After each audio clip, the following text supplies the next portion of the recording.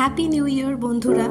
Lily's kitchen লীলাবতীর হেসেলে আপনাদের সবাইকে স্বাগত জানাই। বর্ষবরণের জন্য আজকে আমাদের কিচেনে আমরা বানাচ্ছি নলেন গুড়ের কালাকাঁদ।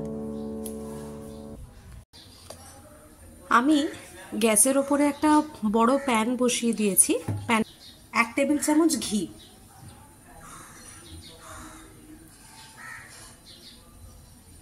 এবার আমি দিয়ে দেব ফুল ক্রিম দুধ।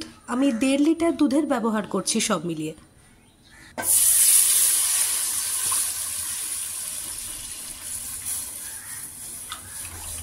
দুধটা ভালো করে ফুটিয়ে নিয়েছি আমরা। এইভাবে লাগাতার একটু চালিয়ে যেতে হবে।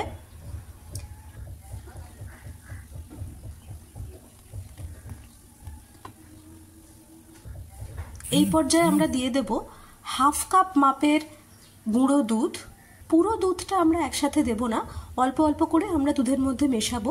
এই পর্যায়ে দুধটা কিন্তু পুড়ে যাওয়ার একটা ভয় থাকে, কারণ খুব তাড়াতাড়ি দুধটা রাবড়ির মতো ঘন হয়ে যাবে। তাই জন্য আমাদের ভালো করে কিন্তু জিনিসটাকে চালাতেও হবে।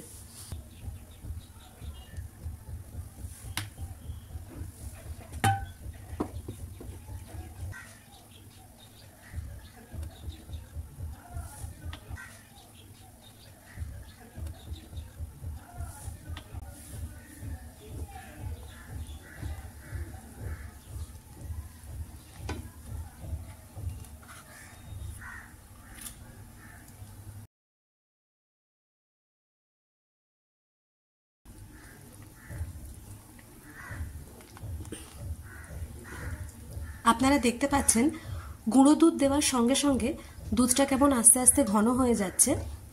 আমি কিন্তু ওই সবে মাত্র 5-6 মিনিট হয়েছে যে দুধটাকে আমরা চালাচ্ছি এইভাবে গুঁড়ো দুধ মিশিয়ে।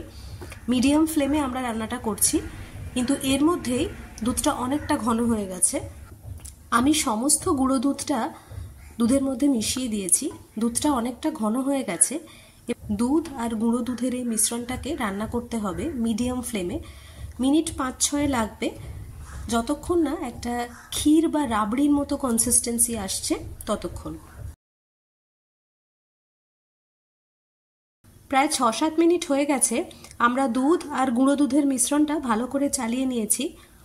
এই পর্যায়ে আমরা দিয়ে দেব গ্রেট করে রাখা পনির। আমি এখানে 200 গ্রাম পনিরের ব্যবহার করছি। আপনারা চাইলে ঘরে পাতা ছানা দিয়েও জিনিসটা করতে পারেন।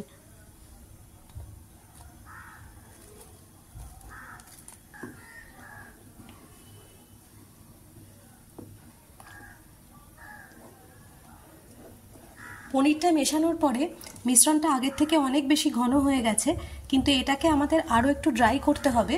তারপরে আমরা গুড়টা পেশাবো।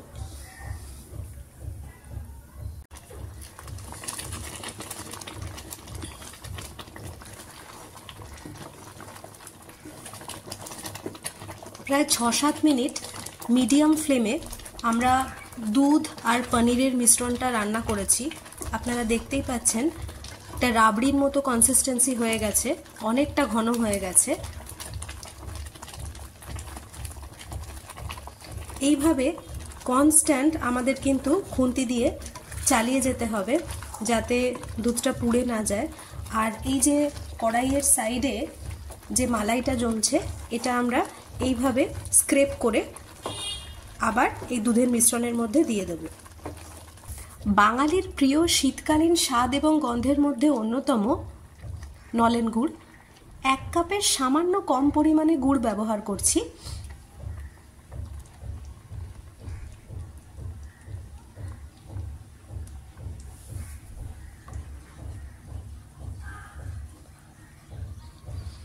গুড় মেশাতেই কালাকাঁদের মিশ্রণের রং পাল্টাতে শুরু করলো। আমি এর মধ্যে এলাচ বা অন্য কোনো রকম সুগন্ধি দিচ্ছি না। নলেন দুধ ফোটানোর আগে আমরা যে 1 চামচ ঘি দিয়েছিলাম, সেই ঘিটা কিন্তু এবার আমাদের খুব কাজে লাগবে। ওই ঘিটার জন্যই আমাদের এই মিশ্রণটা পুড়ে যাবে না। যদিও আমাদের খুব সাবধানে এভাবে খুন্তি দিয়ে বারবার এটাকে চালিয়ে যেতে হবে। গুড় দেওয়ার পরে মিশ্রণটা অনেকটা পাতলা হয়ে গেছে। এবারে আস্তে আস্তে লো ফ্লেমে আমরা এটাকে ড্রাই করে নেব।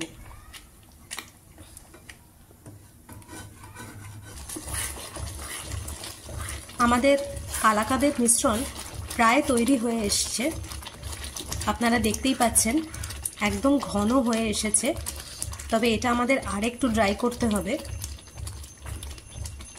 কারণ এটাকে আমরা একটা ঘি মাখানো পাত্রে নামিয়ে তারপরে সুন্দর করে কাটবো।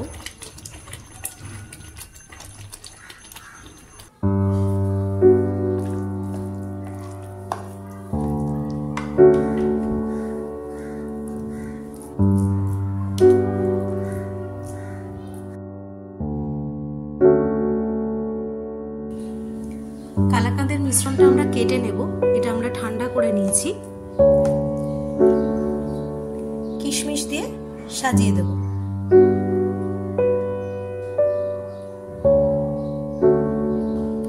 সুন্দর করে কিশমিশ দিয়ে আমরা কালাকাঁদের মিশ্রণটা সাজিয়ে নিয়েছি, কেটেও নিয়েছি।